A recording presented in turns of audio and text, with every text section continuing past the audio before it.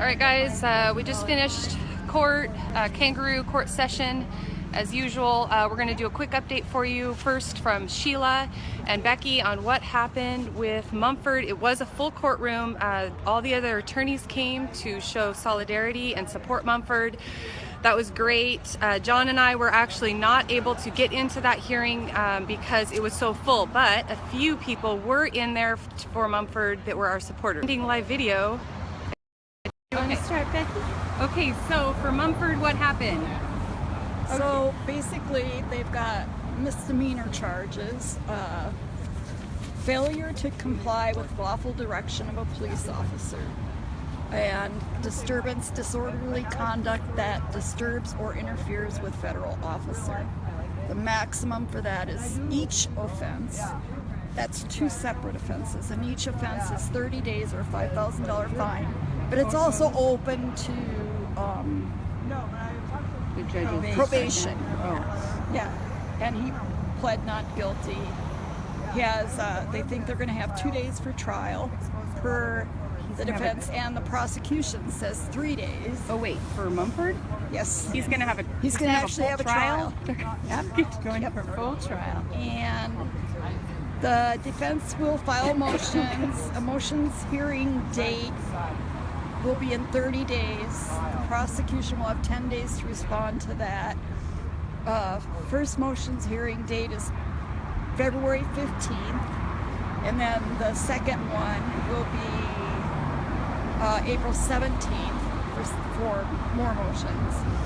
And the prosecution is looking at different charges and must decide within 1 week what the charges they want to go forward with would be. So again, this is for Mumford. Can you read the charges they're already charging him with again? Failure to comply with lawful direction of a police officer. Disturbance, disorderly conduct that disturbs or interferes with federal officer. Wow. No. So that's Mumford. Mumford's time today in court again was totally packed with all the other attorneys from the first trial came to support him. That was really great to see. There were other attorneys.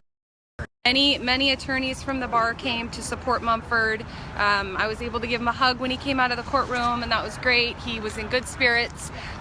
It sounds bad to say this, but I personally hope that he ends up going to jail, because if he went to jail, this continues to expose the corruption. Now we don't just have patriots out here supporting the cause and supporting people like Mumford, but we have other attorneys. You know, to have a courtroom packed full of attorneys that are saying the word solidarity. They came to stand in solidarity with Mumford, that he had the right to do what he did, and that the U.S. Marshals were out of line. We need more people saying this than just supporters standing out front.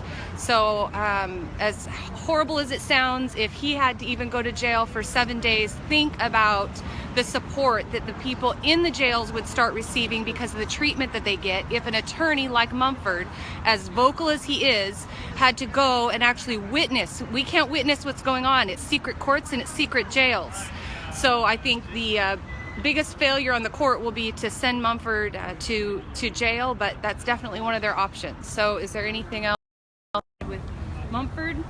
Nothing with Mumford. He's ready to go. So we had our good normal supporters here for the next trial or the next hearing. For the next hearing, how do I even describe another hour and a half or 2 hour session of a kangaroo court? They are deliberating on the possibility of not allowing the misdemeanor charges to go before the trial, the jury trial. They said that they believe the petty misdemeanor charges of trespassing, since they only carry up to 6 months in jail and fines and a portion possibly of restitution based on the damages of the refuge, since that's what it carries, they're saying that the court should be the one to decide that, and it should not go to the jury.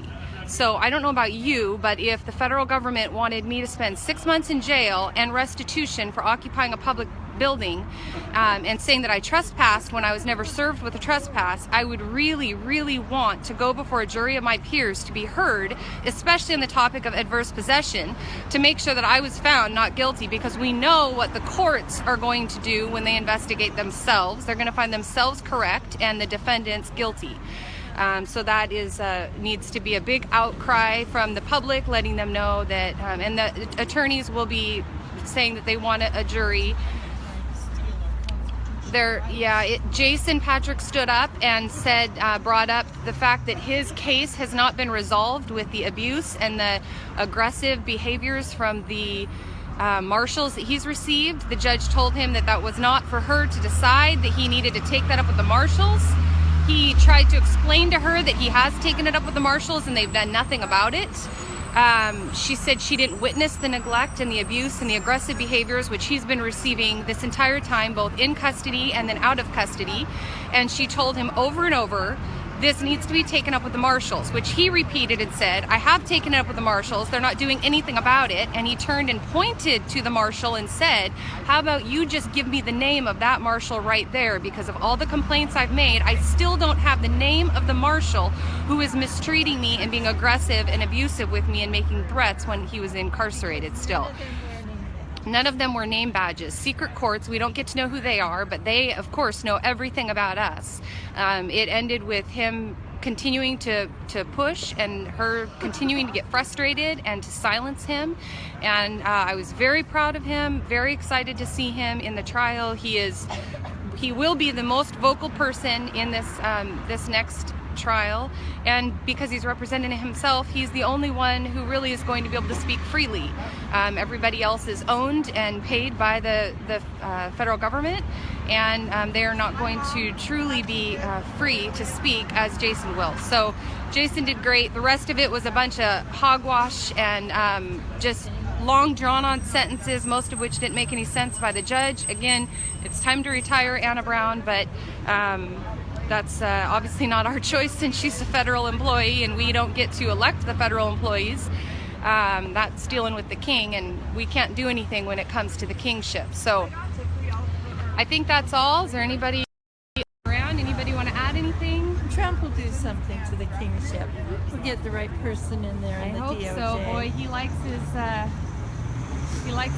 money, and I hope that he represents the people and not He's getting some money, good people in there. What I just wanted to say is that Jason, his standby attorney, who was his attorney but then became a standby attorney, is now going to be his hybrid attorney.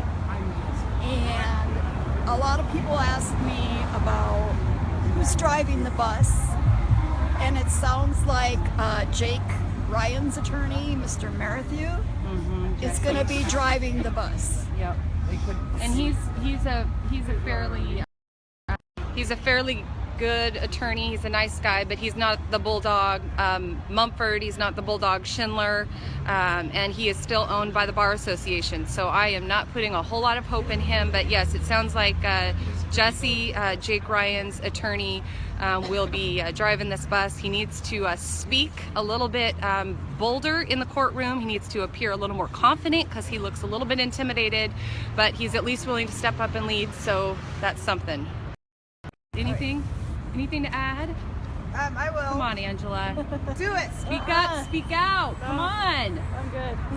I don't like what she said about the transcripts. The transcripts, They yes. should be public records, and she said something about the rough drafts being published. Like Roger Widener says, this is a place to store public records that should be open to the public. Yep. So she said that the transcripts, the daily transcripts were abused last trial and were shared publicly, and she didn't like that they are to basically be sealed only for the attorneys to be able to view at the end of each day and see what happened and review witnesses' testimonies. She didn't like that they were made public, and even though it's transcripts of a public court, little bit confusing here, and so she is debating on not allowing those to happen, which will greatly inhibit the defense's ability to bring back in witnesses to question them the second time if they don't have those daily transcripts to look at what their first testimony was, whether it's with the prosecution or the defense. So that's not a good thing. But it's a kangaroo court, guys. It's a joke. There's so much money being spent and so much verbiage that doesn't make any sense to the general public, and it's something else. So heading back into this again, fun times in America, where we are not land of the free, we are land of the controlled and of the deceived. So speak out, speak up, call your elected officials, let them know that the Hammonds, the Bundys need to be set free. All the people involved in the cases need to be set free, and these totally bogus, trumped up charges need to be dropped, and conspiracy charges need to be brought against OSP and the FBI for conspiring together to murder Lavoy Finicum. And we still don't have the names disclosed of who shot Lavoy, and we still don't have the results of the investigation as to the bullets that the FBI fired that they lied about and said that they didn't fire. But once again, the public has to be totally vulnerable with their information, and the courts and the police and the federal agents are secret and closed. So that's America. Stop saying we're a republic, guys, and that it's land of the free. It ain't land of the free. Come into the courtroom. I promise you, you'll see it's not. So that's it. Love you guys. Next hearing, January 20th. Update then.